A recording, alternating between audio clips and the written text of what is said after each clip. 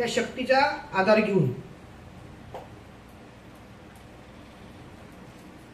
आत्तापर्यंत सांगितलं मी ह्युमन. आता बघा पूर्वी काय होते, राक्षस किती मोठे होते, 25-25 फूट राक्षस होते, 50-50 फूट राक्षस होते, मोठे होते.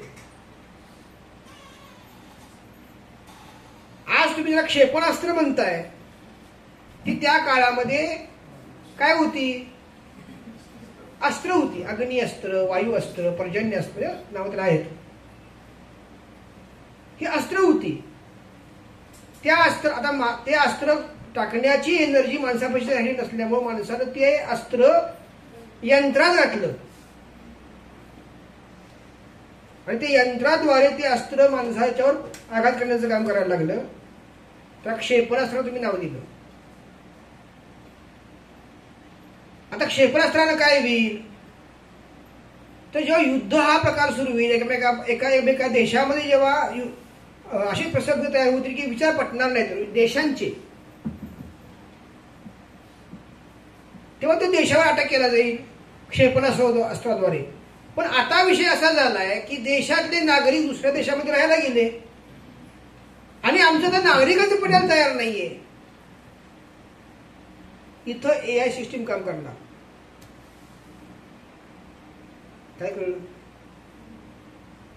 क्षेपणास्त्र काम काय करत होते, काय काम करतात, देशावर हल्ला करतात.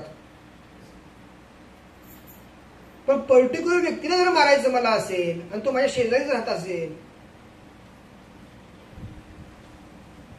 तर मी तो क्षेपणास्त्र नाही टाकू शकत ना. तिथं मी AIचा वापर करू शकतो. मध्ये गेमचा वापर झाला. आज तुमचा मुलगा त्याच्या मोबाईलमध्ये काय बघतो तुम्हाला माहित आहे का? मी रिचार्ज मारून दिलाय किंवा वायफाय तुमचा ऑन आहे, तो गेम खेळत असतोय. अल्ट्रा व्हायोलेट जे बॉडीत घुसले. तुम्ही विचार करा, अर्धा तास साधना तुम्ही करता आणि 8 तास तुम्ही मोबाईलवर असता. मग 8 तासाची रेस तुमच्या बॉडीत जास्त जातील का अर्धा तासाची साधना तुमच्या बॉडीत जास्त जाईल? काय समजू जास्त जाणार. मग असं कुठलं साधन आहे की जे अर्धा तास करून सुद्धा तुमचे मोबाईलचे रेस तुम्हाला कंट्रोल करता येतील?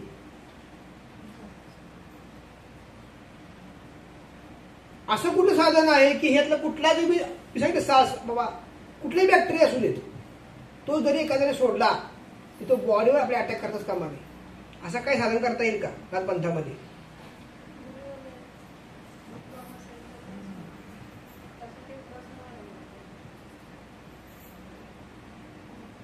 काय सांगता येईल का? हे सगळं प्रॅक्टिकली माहिती पाहिजे मला. रामायण महाभारत कथा सांगून काय फायदा नाही. आणि जर तुम्ही असं म्हणत की हा विषय तुम्हाला पटत नसेल तर तसं सांगा, आता हा विषय योग्य नाही वाटत तुम्हाला म्हणून. कारण आता हा विषय सुरू होणार आहे समाजामध्ये. जसं एका काळामध्ये इंडिया जेव्हा 4 व्हीलर आली किंवा जेव्हा आगगाडी चालायला लागली ट्रेन, तेव्हा माणसामध्ये भूत फिरायला लागली म्हणते. त्या काळात जेव्हा आगगाडी पहिल्यांदा आली ट्रेन, तेव्हा ह्यांचा काळ होता. कोणाचा काळ होता? गांधींचा काळ होता. तो लोक काय म्हणायला लागली, भूत आलं भूत आलं भूत आलं. इलेक्ट्रिक जो पार्ट आला ते सुद्धा अगोदर त्यामध्ये काय होतं, कोशाचं होतं, नंतर आता ते इलेक्ट्रिक सगळं आलं. पुढचं अपग्रेड वर्जन आहे AIच. आणि हे आता हा AI पार्ट जो आहे हा बराच काळ राज्य करून अजून बाकीच्या गोष्टी अशा काय घडणार आहेत भविष्यामध्ये की मानवी वस्ती जिवंत राहील का नाही ही शंका भविष्यात निर्माण होईल.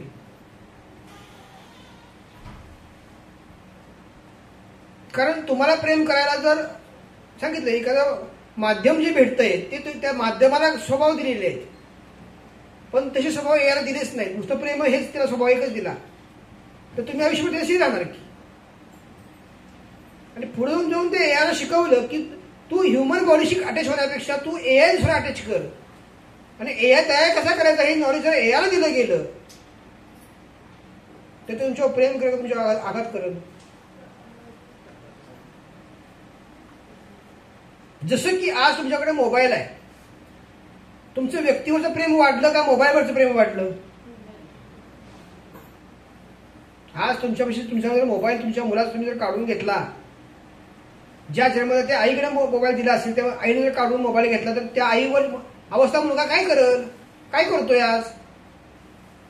जेवणार नाही, मी अभ्यास करणार नाही, माझा मोबाईल काढून घेतलास. हे आज आईला ऐकायला मिळतंय ना.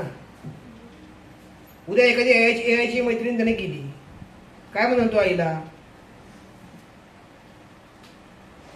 पटलं ना अद्वैत?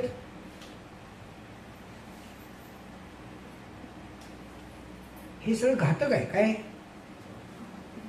पण समाज ह्या पद्धतीने चालला तर तुम्ही करणार आहे काय? तर तुमच्या सद्विवेक बुद्धीतून तुम्ही मला सांगा, ह्या एनर्जी तुम्ही थांबवणार कसं? निगेटिव्ह एनर्जीला, पॉझिटिव्ह एनर्जीला माझं काय म्हणणं नाहीये. तुमचं एक वर्किंग काम ती करत असेल, काही प्रॉब्लेम नाही. पण तुमच्या भावनेशी जेव्हा खेळायचा वेळ जेव्हा ते एआय सिस्टीमची येईल, तुम्ही काय करणार? हा माझा प्रश्न आहे.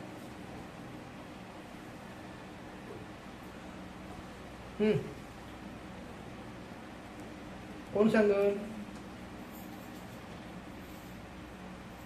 मॅडम? तुम्ही पेटी वाजवते का नाही? पेटी वाजवायची गरज मला लागणारच नाही, हे पेटी वाजवणार. आणि तुम्हाला समजा एखादा स्वर लागत नसेल वयामुळं, असं कराल तुम्ही. एआय असं नाही करणार म्हणून.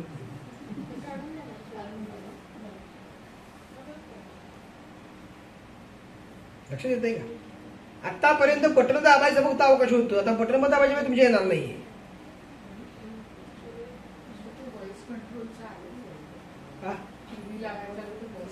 तेच सांगतोय मी तुम्हाला.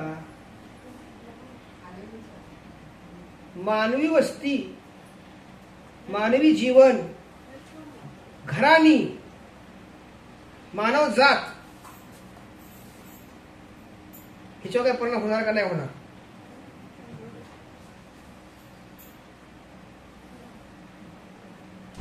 मग इकडे तुम्ही म्हणताय देवा तुझी पाठी राखा, मग इथं ती काम कसं होता होणार?